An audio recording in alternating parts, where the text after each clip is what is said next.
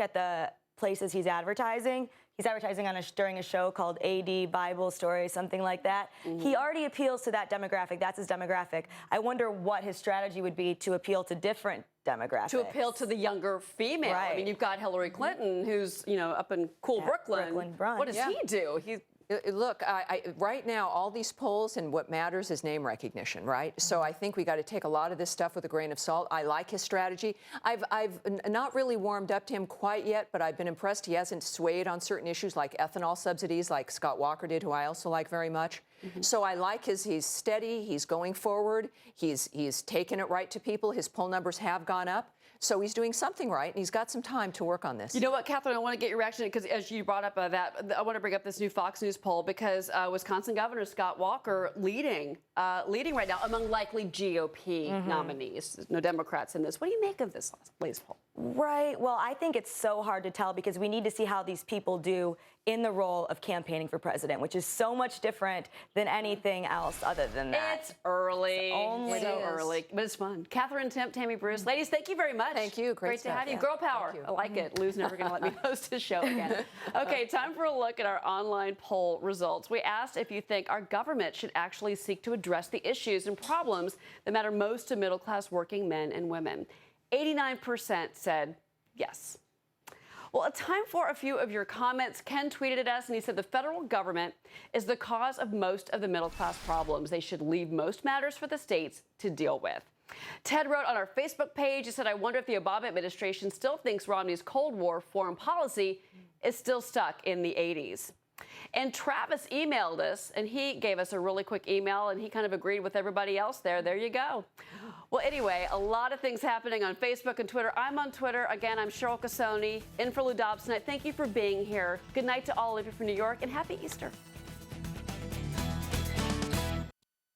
A veteran of the Battle of the Bulge squirrels away enough old military gear to supply a platoon. It was in boxes, gun cabinets, closets. They couldn't even get access to their master bathroom. It was so clogged with stuff. It was one of those finds you get once in a lifetime. Uniforms, weapons, plus plenty of surprises. This is worth $50,000? Does it work? And what's up with this bullet-riddled log? It was usually wrapped in a blanket in a bathtub. In a bathtub? In a bathtub.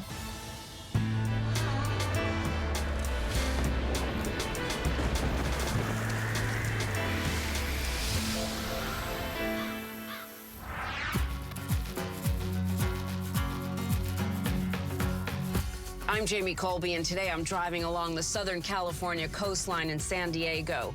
I'm here to meet a woman who says her strange inheritance took her on a journey to meet someone she never really got to know when he was alive, her own father. My name is Nancy Kriego Powers, and my father, Arthur V. Kriego, left a collection that took him a lifetime to accumulate. For starters, Nancy asked me to check out the oldest item in her father's collection. I want to show you where I keep the gun. In the bedroom? In the bedroom. Yeah, that could be dangerous. Oh, look at that. It's so beautiful with the inlay. It's called a Pennsylvania long rifle. Handmade in Philadelphia. It's probably circa 1776 or a little later. This was still being used in the Battle of 1812. It meant so much to him, and it means a lot to me. Nancy's family has a history of military service going back to the Revolutionary War. This is one of dozens of firearms and a huge cache of war relics left by Nancy's father when he died in 2010. Born in 1922 in a small town along New York's Hudson River, Art Kriego, an intense, scholarly boy, grows up fantasizing with his friends about military adventures. We have pictures of him in makeshift World War I uniforms. I understand from a friend of my dad's, they were called Kriego's Army, and my dad was always in charge. Art's reenacting is encouraged by his mother, who buys him odds and ends at garage sales. She had interest in history, and I think that he got some of that from her. Here he is all dressed up in full Civil War regalia. How young is he here in this picture? I'm guessing he's about 16.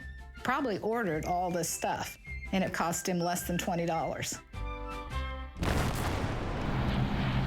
When World War II breaks out, Art enters the famed Citadel Military College in South Carolina. It's there he falls in love with a vivacious 18-year-old named Janet Wade. My mother was attending the University of South Carolina, and they met at a dance. Art and Janet get serious fast and tie the knot. Shortly after D-Day, Art is shipped off to France as an infantryman in the final push to defeat Nazi Germany. You can tell how excited he was to be a part of our fighting force. He was very proud to be attached to Patton's 10th Armored. That was the most important thing, that he was under Patton, and he admired Patton immensely. Art gets his chance to head a real Krieger's army as a squad leader during the Battle of the Bulge in December 1944. American troops hold back a last-ditch German counteroffensive. He was right there on the front lines. During a 2-week period, 500 men in Art's command unit are killed in action. He receives a Marksmanship Award and a Bronze Star Medal for bravery. He decides to pursue a career in the military.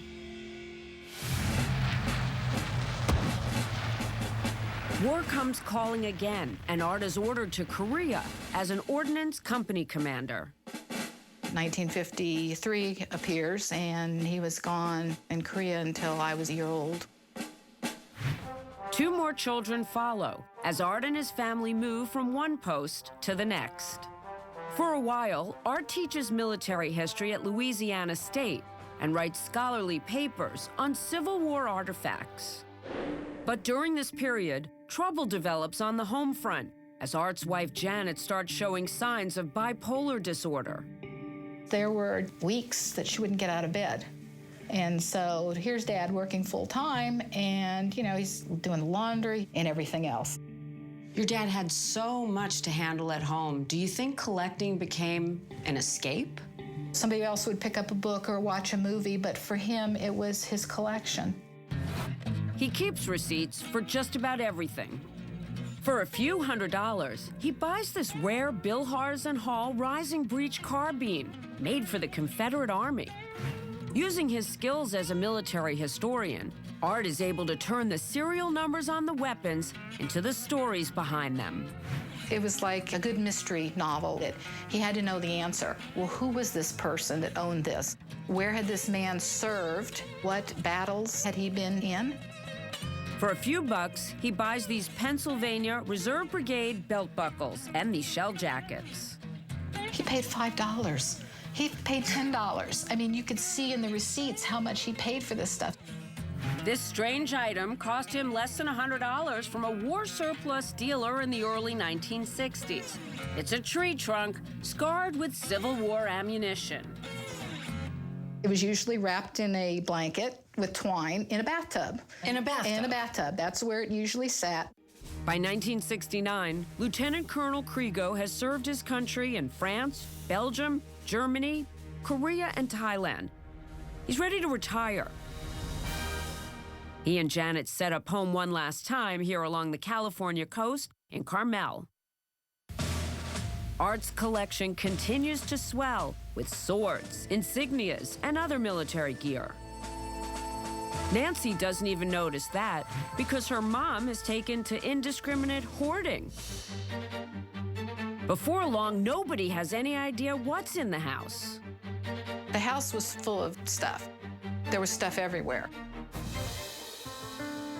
After her mother dies in 2003, Nancy comes to see a side of her father that she had never appreciated. The curious intellectual, the writer, the romantic war historian. My dad's memory was sharp. He could tell you the year, he could tell you where it was manufactured. He just knew it. Nancy decides she'll help her father catalog his collection. Ultimately, she'll have to call in reinforcements. It was overwhelming. It was just falling out of closets and cupboards, and you'd